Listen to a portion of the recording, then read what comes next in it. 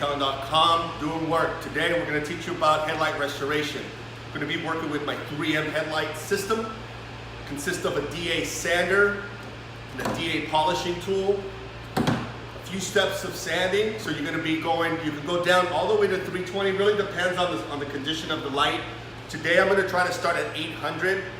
For you out there going to try to follow a process, I strongly recommend the 3M Trizac system.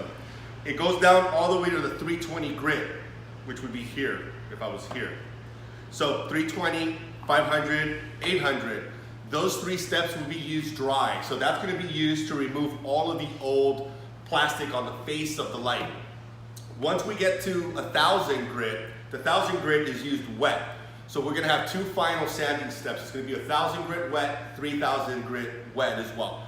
Once you sand with the 3000 grit, you'd be pretty surprised that the light is now clear again. It's not completely clear, but it's enough to see through the light and you can see the bulbs already. So at that point, we're going to take a compound and we're going to take a polish to it. I've got the 3M products up here. You don't have to go to all that. If you're using your favorite compound, Benzerna, Last Cut, whatever you're using is going to be sufficient. I typically take a microfiber disc with that. I do recommend always trying to stay within 3 inch. If you go down to the smaller lights, you obviously will need like a hybrid to go to the 1 inch, 2 inch sanding or polishing. But I typically like to stay within 3 inches. It lets me stay in the center of the light and it lets me keep control of what I'm doing. So we're gonna go ahead and prep the light. I went ahead and I wiped this down. You can use water and alcohol, is fine. I don't like anything with silicone, whether I'm prepping the light or whether I'm using it to sand or moisten my sanding disc when it comes to the wet sanding. Always use, for prepping, for cleaning the light, you can use water and alcohol or just water. And when I'm doing sanding, I'm only using water. I'm not using anything like a quick detail spray or something with a lubricant in it. It just doesn't work well for my disc. It might look good, but you're gonna be killing your sanding disc. So here at Detailing.com, we want you to be efficient, we want you to be profitable, so we want you using these discs just with water. So I'm gonna go ahead and wipe down my light. I'm gonna go ahead and tape them off. It's important to make sure that we tape up all the way up to the edges of the light, because what I don't want to do when I'm sanding is I don't want to hit that bumper or hit any of the edges, because then I'm going to have to go back and fix that, right? So I want to make sure that I'm being professional. I'm not making more work for myself. So I want to make sure I tape all around the edge. I'm going to give myself a buffer, so I might go about 2 inches deep and about 3 or 4 layers deep. So I want to come away from the light and I want to have some depth to my tape, so that if I do hit it, it's not going right through the tape right into the paint, okay? So make sure we get a good prep on that. I'm going to do that for you guys first, and then we'll start with the first sanding step.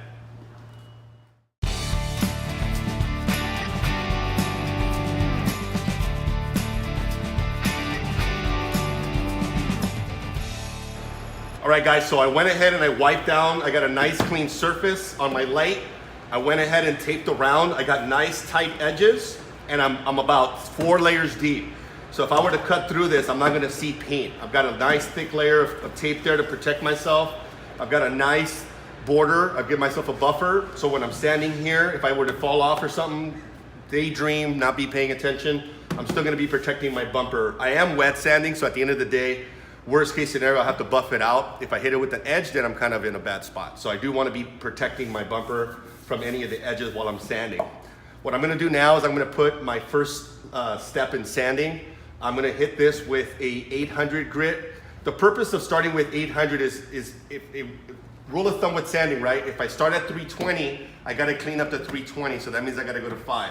Then I gotta go to 8, then I go to 1, then I go to 3. So what I wanna try and do, and that's following 3M's protocols, okay? So what I wanna do is I wanna try to start at 8, so I avoid having to go to 5 or 3, right? So I'm gonna go to 800. If I get a nice clean layer and nice clean surface, I'm gonna feel comfortable and be able to go to my wet sand 1000 grit. If I start to see blotching, and we sometimes call them islands, where most of it will be flat, but then you'll see little bits and pieces that didn't sand off, that's letting me know that the 800 is not aggressive enough, and I'd have to go down to the 500 and then clean it up with the 8. So what I'm gonna do right now is I'm gonna hit it with the 8, okay? Check it out. All right guys, so again, first step, 800 grit. 3M Trizac, you always want to make sure when you're sanding to have an interface pad. That all that is a soft foam pad in between you, the sandpaper, and the sander. It's going to give you a lot more flexibility on contours, and it's going to give you a little bit more push. You don't want to be grinding into the light. So again, first step, 800 grit sanding disc. See what we can do.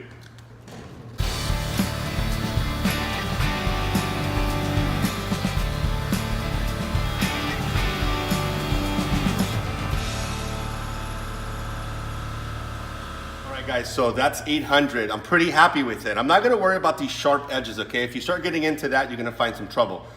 All of the hazing is going to be on the main face of the light. So I got a nice, clean, flat look. I don't have any blotching, any of the islands.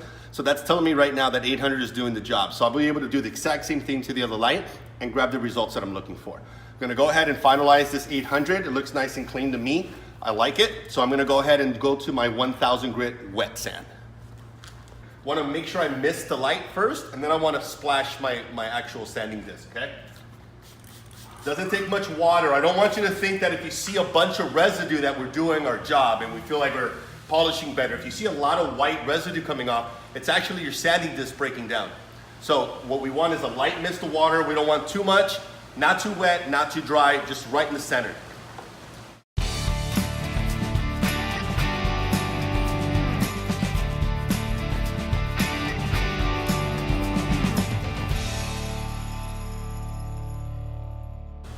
All right, guys, so that's after my first pass of 1000 wet. As important as it is for me to keep my headlight clean, I need to keep my sanding disc clean. So if you keep an eye on that, when I wet it, you see all that residue coming off?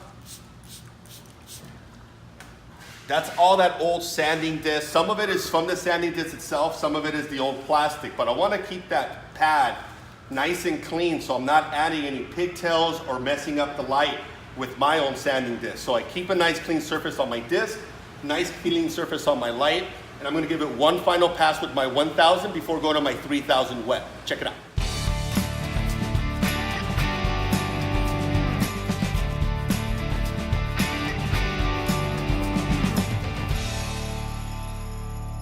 All right, guys, so nice and smooth, right? We got 800 grit done, we got 1000 wet done. So as you can see, starting to get more clarity, right? We're starting to be able to see through the light. We can see the bowls back there. So now what I'm going to do is I'm going to go to my final wet sanding stage, which is the 3000 grit, just to really give me a nice refined finish to the plastic and make it a lot easier to buff out.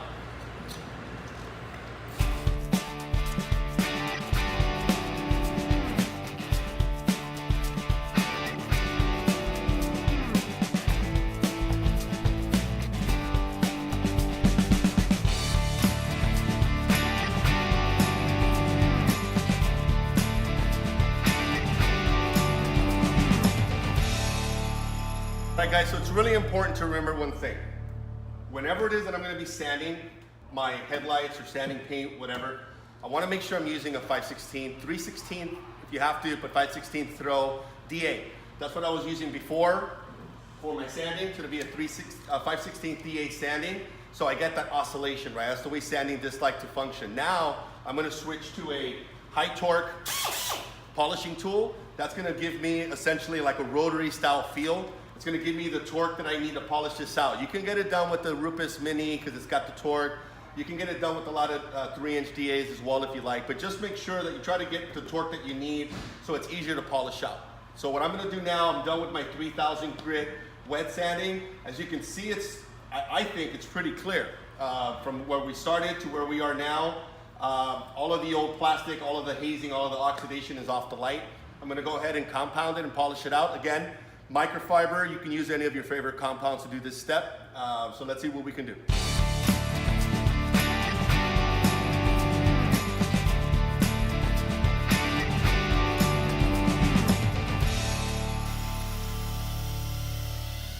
All right, there you have it. That's after the first compounding stage, right after the 3000 wet sand. As you can see, it's pretty much a brand new light. Once again, for you guys out there that are just gonna do it this way, you can guarantee this work between 6 months to a year. Obviously, depending on the lifestyle of the vehicle. If it sits out in the sun, maybe more along the 6 month to 8 month range. If you're a coating guy, why don't you go ahead and coat this once it's polished out, wipe it down with water and alcohol, put a coating on there. You can push that up to about a year. For those cars that are garage, just wet sanding and buffing, it's about a year. So if you put a coating over that, you can warranty up for more than that. But just as it is now, I'd feel comfortable anywhere between 6 months to a year, just sanding and polishing it out. Again, I finished this with the compound. I'm just gonna put a polishing pad or a finishing pad on there, give it a light polish just to kind of flatten it out, just to sit it down, give it a little bit more gloss at the end here, but this is pretty much a done deal. This is a Headlight Restoration by 3M.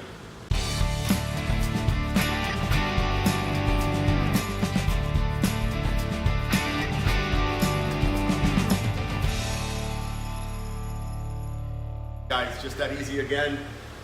Non-sanded, oxidized headlight, sanded down, brand new headlight.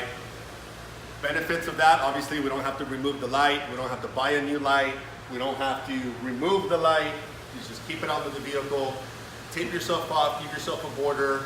For those of you guys that already have your full system and don't want to have to buy a kit or anything like that, just look for the 3M Trizac 3-inch disc on our website, give us a call. There's always operators standing by to answer your phone calls and questions.